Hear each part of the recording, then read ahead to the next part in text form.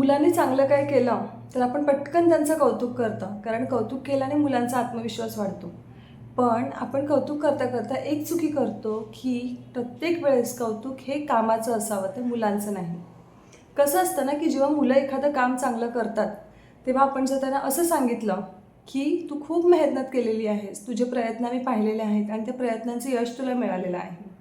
पण जर आपण असं त्यांना सांगितलं की तू तर बेस्टच आहे, तुझ्यामध्ये तर ही कला आधीपासूनच होती, तू सगळ्याच गोष्टी चांगलं करशील हे आम्हाला आधीपासूनच माहीत होतं.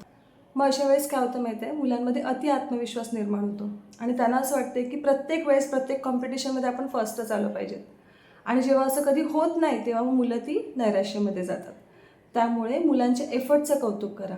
जर समजा त्यांनी काहीतरी कमी केलं असेल, ते हरले असेल, तर तुम्ही असं सांगू शकता की तुला हार मानण्याची अजिबात आवश्यकता नाही, तू खूप प्रयत्न केलेले आहेस, पण इथे इथे तुझं चुकलेलं आहे. मग नेक्स्ट टाईम तू जर इथे इम्प्रूव्हमेंट आणली तर नक्कीच तू चांगलं स्कोअर करशील.